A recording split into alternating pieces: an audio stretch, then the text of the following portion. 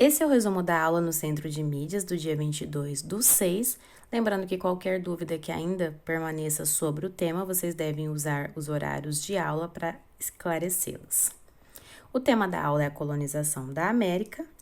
Habilidade: estabelecer relações entre as formas de colonização portuguesa, espanhola e inglesa, identificando suas semelhanças e diferenças, né? Então, essa habilidade ela vai continuar sendo desenvolvida, ela já começou a ser trabalhada na aula anterior. Alguns pontos aí, tá? Há um estranhamento inicial entre europeus e nativos americanos, né? Isso é óbvio, há um choque cultural, né, no encontro dos europeus e dos nativos americanos. E é importante estudar a história para além de uma visão eurocêntrica. Então, assim, por muito tempo a gente estudou história apenas do ponto de vista do europeu, né? Do europeu que chegou à América, que colonizou, a expressão que a gente comentou na aula passada, né? Que descobriu, e que hoje a gente entende que o termo é completamente errado, a América, né? Então é importante a gente observar a história sob outros pontos de vista também, né? Então, sob o ponto de vista, por exemplo, do nativo americano, né? Nesse encontro. Análise de documento histórico, né? Trechos da Carta de Pero Vaz de Caminha nos mostram um pouco do que foi o encontro entre europeus e nativos americanos. Então, a gente vai analisar 2 trechinhos, né? Que vão contar um pouco pra gente sobre como foi esse encontro. E aí, só para situar, né, o Pero Vaz de Caminha foi um escrivão português responsável por descrever as primeiras impressões desde a chegada ao Brasil em 1500. Ele fez parte da frota de Pedro Álvares Cabral. Então, a gente tem aqui o primeiro trecho, né, que trabalha aqui o como os índios viram, né, os costumes europeus. Então, os europeus mostraram coisas que eram comuns para a cultura portuguesa, por exemplo, e que isso causa um extremo estranhamento ao indígena, porque para ele aquilo não é comum, né, para ele aquilo não é o normal. E aí o Pero Vaz de Caminha, ele vai descrever como que os índios estranham, né, essas coisas. E o trecho 2, como os portugueses enxergaram os indígenas. Então, Pero Vaz de Caminha começa aí descrevendo, né, fisicamente os indígenas. Depois ele descreve, por exemplo, o fato de que eles andavam nus, o que para o indígena, né, para a cultura indígena, aquela em específica, era algo comum. Para os portugueses, para os europeus de maneira geral, não, né? Então, aqui o choque cultural. Em relação à ocupação portuguesa, né? Inicialmente, houve pouco interesse dos portugueses pelo território brasileiro, né? Então, assim, os portugueses chegam aqui em 1500, dão uma olhada, não tem metais preciosos, né? Que era o principal interesse mercantilista ali, a gente estudou mercantilismo há 2 aulas atrás. Não tem muitos metais preciosos, não se interessa muito pela terra. E aí eles vão demorar mais de 30 anos para efetivamente começar a colonização, né, do território que hoje é o Brasil. E aí como que começa essa exploração, né? Pela exploração do pau-brasil, que além, né, do uso da madeira em si, ela possibilitava o uso de um pigmento vermelho, né? Que passa a ser uma grande sensação em Portugal. O vermelho, ele simboliza aí a riqueza, a nobreza. E a consequência, né, grave dessa questão da exploração do pau-brasil é que já inicialmente, logo no começo da colonização, a gente já tem aí um grande desmatamento, né? Um efeito ambiental muito negativo. A mão de obra escrava aqui ainda não era utilizada, né? Então, a gente não tinha ainda a mão de obra escrava negra e, nesse caso aqui, a indígena também não era utilizada. Como é que era feito o trabalho? Os índios faziam o trabalho. E aí, em troca disso, eles ganhavam presentes, né, objetos aí dos portugueses. Então, esse trabalho ele era feito por meio do escambo. E aí, assim, presentes como, por exemplo, acessórios, plumas de chapéu, espelhos, que para o europeu não tinha valor nenhum, não custava nada para ele, e que para o indígena, por ser algo diferente, era algo, né, que eles se encantavam. Então, os portugueses aqui agiram de extrema má fé, né, em relação a isso. Na totalidade do território brasileiro, a família linguística Tupi-Guarani foi a que se encontrava em maior número, tá? Então, a gente já falou que a gente tem muitas e muitas culturas diferentes aqui no território americano, por isso a gente não pode chamar todo mundo de índio, né? A gente tá falando de povos muito diferentes. E no caso do território brasileiro, a família linguística, né, que estava mais presente foi a Tupi-Guarani. A ocupação espanhola, né, em relação aos astecas e aos incas. Os astecas, o Hernán Cortés, né, que era oficial espanhol que veio, consegue dominar o Império Azteca com uma tropa de cerca de 500 soldados.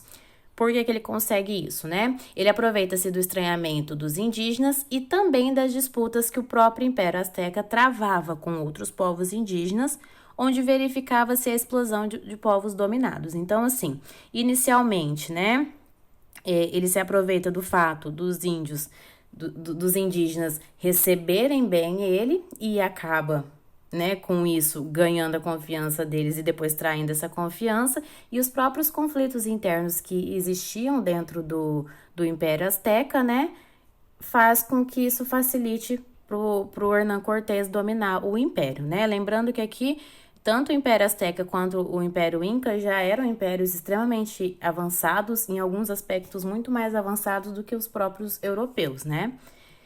O que mostra a grande diversidade, né? Enquanto a gente tem a ideia de, por exemplo, de aldeamentos aqui na região do Brasil, os astecas já se organizavam de uma forma totalmente diferente. Então, a gente não consegue aí englobar todo mundo numa coisa só. São povos com culturas, né? E civilizações bastante diferentes.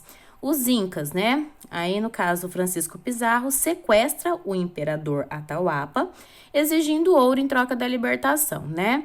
Aproveitando-se de disputas internas também, né? Como foi no caso aí do Império Azteca, ele consegue angariar apoio de muitos incas e outros povos guerreiros e conquistam a capital Cusco também, né? Conquistando o Império Inca. A economia colonial espanhola, né? Ela estava baseada na exploração da mão de obra indígena. De que maneira? A mita, que era o trabalho indígena obrigatório durante 4 meses no ano. Os indígenas recebiam baixos salários, sendo parte paga em metal, parte paga em alimentos e bebidas.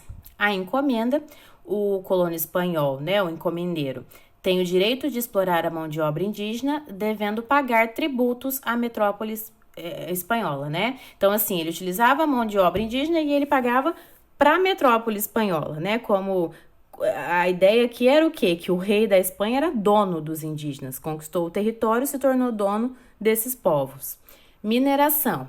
A atividade econômica principal com mão de obra indígena que extraía, fundia e transportava o ouro, né? Então, ao contrário dos portugueses, em algumas regiões da América Espanhola aí foi encontrado o ouro, né? O tão procurado ouro aí, e a mineração se torna a atividade mais importante, né?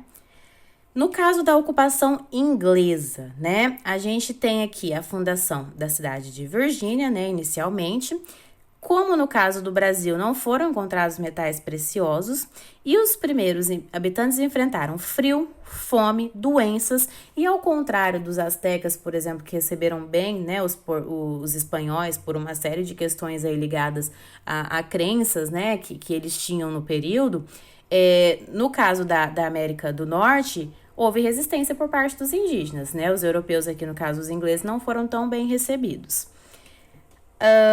O objetivo principal aí, ó, lucrar com o transporte de pessoas e mercadorias, ok? Em relação à ocupação inglesa, uma exploração em tese menos violenta, então se a gente comparar, por exemplo, com a exploração espanhola, a inglesa foi menos violenta, né? A recepção por parte dos indígenas, né, que não foi amistosa, a gente já falou.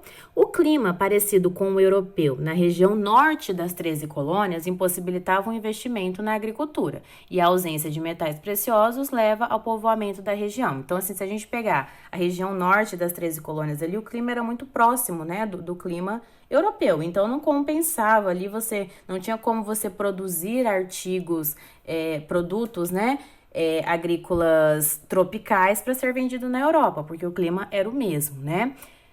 Outra questão foi a perseguição religiosa que estava rolando na Inglaterra nesse período, né? Então a gente tem aí anglicanos perseguindo católicos e principalmente puritanos, e esses que eram perseguidos deram um jeito de fugir. Fugir para onde? Foram para a América do Norte, né? Fugiram para lá.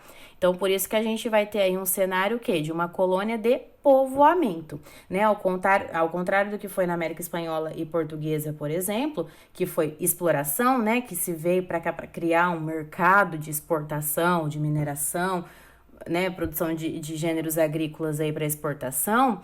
Aqui no norte das 13 colônias, a gente teve a criação de uma colônia de povoamento. As pessoas se mudaram de fato para morar na América do Norte, né? No caso da região sul das 13 colônias, aí já foi um pouco diferente. A gente já tem um clima mais quente que vai possibilitar a implantação de uma colônia de exploração, né? Então, a região sul já tem uma maior proximidade com a ideia da colônia portuguesa ou espanhola, por exemplo, com utilização de mão de obra escrava. Aí um mapa, tá? Para vocês terem uma ideia aí da colonização, né, europeia na América, com a parte da colonização espanhola, a portuguesa e a britânica, tá? E para sintetizar o aprendizado, né? A diferença entre colônia de povoamento e de exploração. No caso da colônia de povoamento, o lucro vem do transporte de mercadorias e pessoas, como a gente comentou, a garantia de posse do território colonial, oportunidade para os sem terra e aventureiros, né? Por isso povoamento, refúgio ou exílio para quem era perseguido religiosamente. E no caso da colônia de exploração, escravização dos nativos para mão de obra, mais para frente a gente vai ter a mão de obra escrava africana também, a busca por riquezas e matérias-primas, né? Então, assim, o território ele é utilizado para se retirar a riqueza, mandar para a Europa. E o escambo como forma de obter mercadorias, ok?